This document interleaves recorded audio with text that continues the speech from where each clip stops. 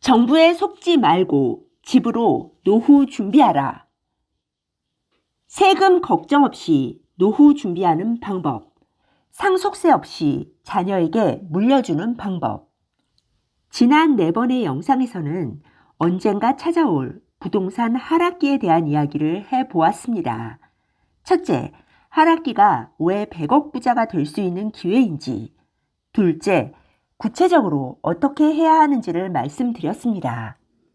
영상을 보지 않으신 분들을 위해 아주 간략히 정리해보면, 첫째, 사고 싶은 아파트의 리스트를 만들고 가격을 꾸준히 모니터링하라.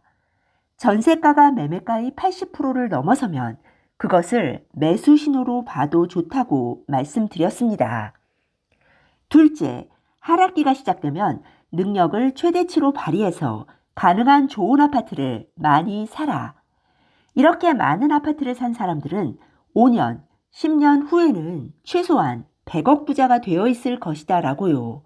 이것이 2015년 이후 많은 사람들이 부동산으로 부자가 된 비결입니다. 어떤 분들은 집값이 15%, 20% 떨어지는데 집을 더 사면 완전 망하는 게 아니냐고 반문할 수도 있습니다. 하지만 우리나라에서 수도권 요지, 특히 서울의 땅과 부동산은 한정된 재화입니다. 공급이 제한되어 있다는 것이죠. 이렇게 하락기에 다주택자가 되는 방법에는 문제가 하나 있습니다. 바로 세금입니다. 하락기에는 양도세 중과가 풀릴 것이고 풀리지 않더라도 양도세는 이익에 대해 내는 세금이기 때문에 팔지 않으면 낼 일이 없습니다. 하지만 보유세는 다릅니다. 현재 개인에 대한 종부세 최고세율은 6%입니다. 그리고 최고세율 6%를 적용받는 구간은 과표 94억 원, 시가로는 123억 5천만 원을 초과한 경우입니다. 시가 123억 5천만 원을 넘는 순간 종부세는 3.2%에서 6%로 거의 2배가 뜁니다.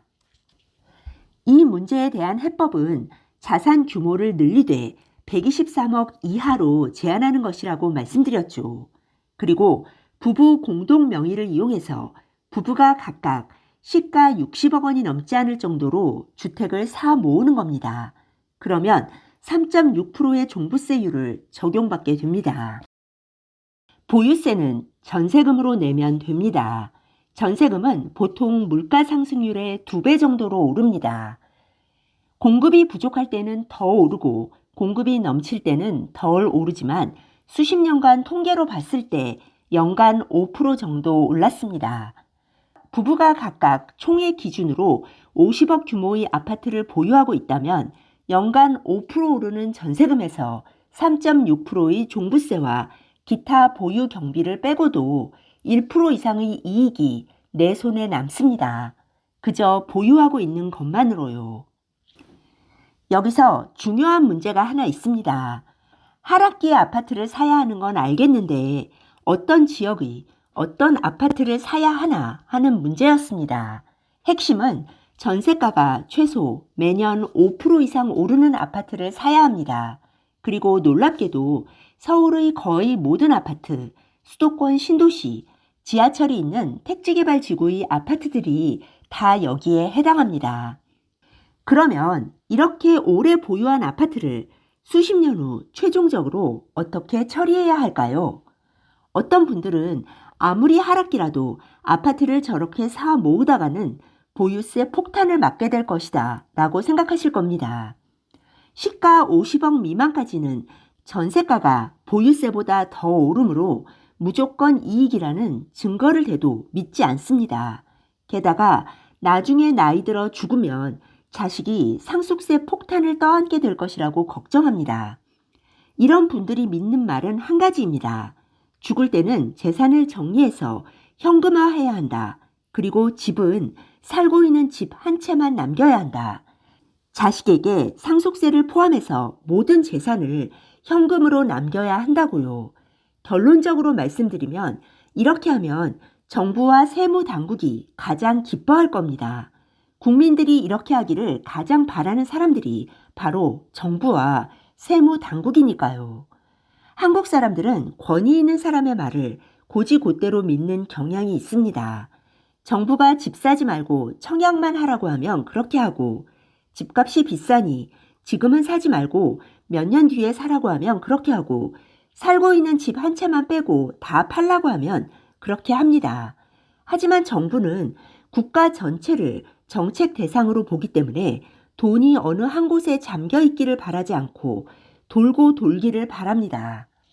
하지만 개인은 다릅니다.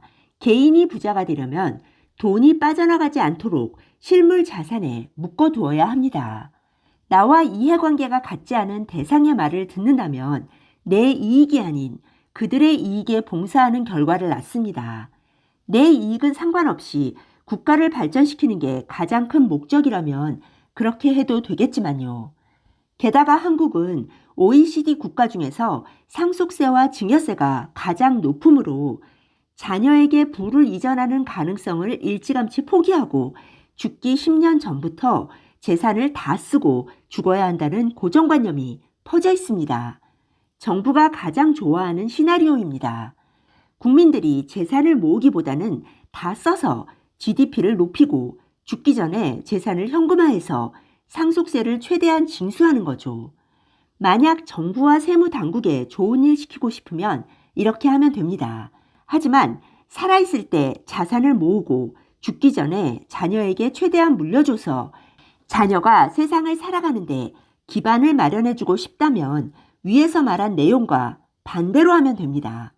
첫째, 재산을 현금이 아닌 실물 자산으로 마련한다.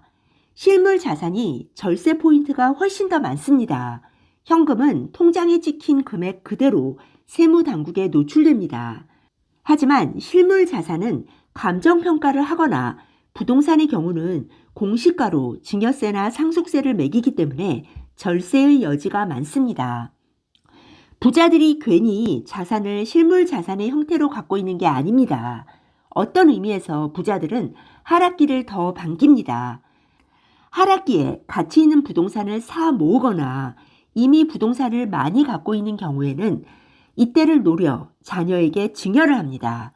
하락기에는 공시가가 낮아지기도 하고 낮게 감정평가를 할 수 있으므로 세금을 덜 내고 증여할 수 있기 때문이죠. 둘째, 부채를 적극적으로 이용한다. 상속세는 자산에서 부채를 뺀 금액에 세율을 곱해 매겨집니다. 대출은 부채죠.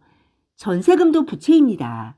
부자들이 돈이 있어도 보유한 부동산에서 대출을 최대로 받는 건 이 때문입니다. 100억짜리 건물이 있어도 부채가 80억이면 상속세는 거의 없습니다. 10억짜리 아파트가 10채 있어도 공시가가 9억이고 전세금이 8억이라면 어떻게 될까요? 상속세로 낼 게 있나요?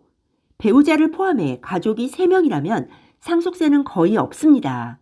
그러니 보유한 아파트에서 전세금을 올려받고 그 돈을 노후 생활비로 다 써도 된다는 결론이 나옵니다. 물론 아파트 여러 개로 노후 준비를 하는 건 서민이나 중산층이고요. 중간 부자들은 주로 건물이나 상가로 노후 준비와 상속 준비를 합니다. 큰 부자들은 주식의 형태로 상속합니다. 요즘 연예인들이 법인을 만들고 대출을 90% 받아서 건물을 사고 판다는 뉴스가 많이 나오는데요. 노후 준비와 상속 준비의 정석입니다. 네, 오늘 들려드린 내용이 도움이 되셨다면 구독 버튼, 좋아요 버튼 꾹 눌러주세요. 여러분의 지지가 좋은 영상을 만드는데 큰 힘이 됩니다. 그리고 알람 버튼도 꾹 눌러주세요. 지식퀸의 새 영상이 올라오면 제일 먼저 받아보실 수 있습니다. 감사합니다. 다음에 또 만나요.